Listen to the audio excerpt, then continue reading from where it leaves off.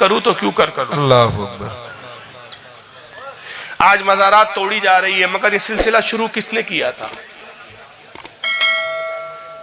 कल तक जब दाइश जैसी तंजीमें मज़ारों और कब्रों को ढा रही थी और हमारे सुन्नी उलमा इस पर एहतजाज कर रहे थे, तो हमारी कौम कहती थी कि अरे यार ये मौलवी क्या बातें करते हैं। अल्लाहु अकबर। कल मज़ारात में बम रखे जा रहे थे। जिस वक्त मोहम्मद इब्ने अब्दुल वहाब नजदी ने 1924 के अंदर, उससे पहले जब सऊदीया पे कब्जा किया और 1924 में मोहम्मद इब्ने अब्दुल वहाब नजदी को थ्योरी को अप्लाई किया गया जमीन पर, आपको हैरानी होगी कि तकरीबन 7000 मसाजिद ढाई गई थी। अल्लाहु अकबर, अल्लाहु अकबर। और उसे मस्जिद क्यों ढाई गई थी? मोहम्मद इब्ने अब्दुल वहाब नजदी के मानने वालों ने उन मसाजिदों को क्यों ढाया था? उसकी सिर्फ सबब यह था कि उन्होंने कहा कि ये मस्जिद इसलिए यहाँ नमाज नहीं हो सकती, ये मस्जिद नहीं बल्कि शिर्क के अड्डे, कि ये सहाबा के नाम से मंसूब है, यहाँ पर नमाज पढ़ने के ताल्लुक से लोगों का ये एतकाद है कि ये बरकत वाली मस्जिद है, यहाँ सवाब ज्यादा मिलेगा। लिहाजा ऐसी तमाम चीजों को हम जमीन पर कायम नहीं रहने देंगे। 7000 के करीब मस्जिदों को ढाया गया था। और मज़ारात की तो कोई लिमिट ही नहीं है कि कितने कब्रिस्तान और कितने मज़ारात उजाड़ दिए गए। सिर्फ इससे अंदाजा लगा लीजिए कि जन्नतुल बकी शरीफ जो ढाया गया, उसके मुतालिक हमारे उलमा कहते हैं कि 60,000 सहाबा कराम जन्नतुल बकी में मदफून है। अल्लाहु अकबर। मगर उन कब्रों पर, जन्नतुल बकी के उन मज़ारों पर सबसे पहले बुलडोजर किसने चलाया था? ये बुलडोजर थ्योरी आई कहां से आखिर? अल्लाह अल्लाह अल्लाह अल्लाह, क्या बात है, क्या बात है। ये नजदियों ने चलाया था सबसे पहले। अल्लाहु अकबर, अल्लाहु अकबर। और उस वक्त हमारी कैफियत क्या थी? हम अपने मुंह में दही जमा के बैठे हुए थे। हम तो उनसे रिश्तेदारियां कर रहे थे, ताल्लुकात कायम कर रहे थे, हम तो उनको मुसलमान कह रहे थे। हमें अपने बुजुर्गों से ज्यादा उनके उस मार्बल के फर्श को देखकर खुशी हो रही थी कि हम सऊदीया जाते थे, हज के लिए हम कहते थे कितना अच्छा इंतजाम है, मस्जिद नबी का फर्श कितना अच्छा लगा रखा है इन्होंने, कितना ठंडा पानी का इंतजाम किया हुआ है, कितनी अच्छी बेहतरीन जानमाजें बिछा रखी है, मार्बल का फर्श बना रखा है इन्होंने, दरो दीवार को कितना सजा रखा है। लेकिन खुदा की कसम हमारे अकीदत के मरकज ये है, लेकिन इससे कई बढ़कर गुना और कई गुना ज्यादा जो हमारे अकीदत के मरकज थे वो सहाबा इकराम थे जो रसूलुल्लाह के सोहबत याफ्ता थे।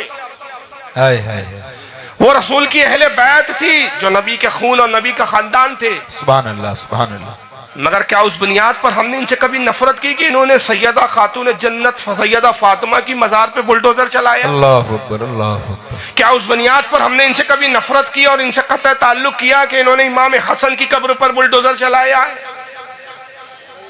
जलील क़द्र साहब की कब्रों पर इन्होंने बुलडोजर चलवाया?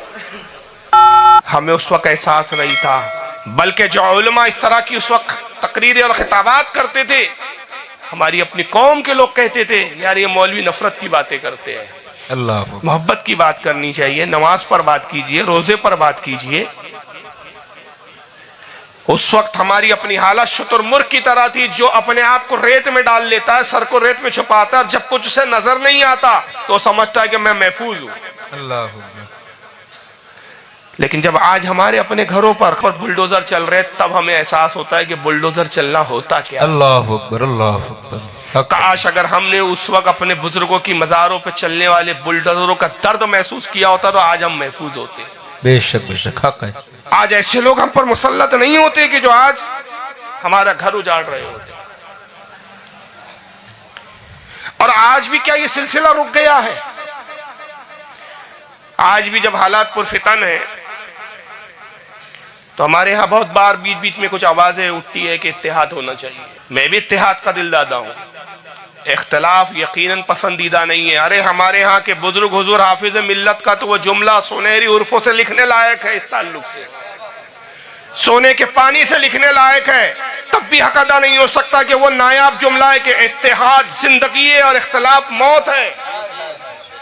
बेशक बेशक। मगर जनाब आली ये फिरका वारियत फैलाकर ये मुख्तलिफ फिरके, कभी देवबंद के नाम से फिरका बनाया तुमने, कभी अहले हदीस के नाम से फिरका बनाया तुमने, कभी मौलाई के नाम से फिरका बनाया, कभी नीम राफदी के नाम से फिरका बनाया। ये जो आपने फिरके बनाए ये इत्तेहाद को पारा पारा किया किसने? तुमने किया। बेशक बेशक। हम फिरका नहीं है, हमें बरेलवी कह के फिरका ना कहा जाए। याद रखिए हम बरेलवी नहीं हैं,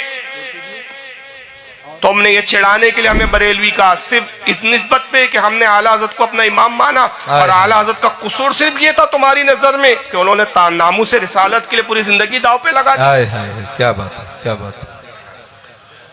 उन्होंने वही अकीदों को सामने पेश किया जो 1400 साल पहले अल्लाह के रसूल ने साहबा को दिया था।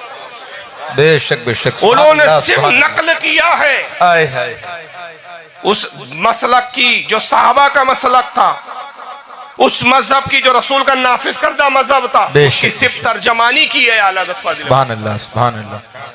तर्जमान बानी नहीं होता किसी मजहब का, वो तो हनफी है। बेशक। आला हज़रत की तो मोहरी पढ़ो तो समझ में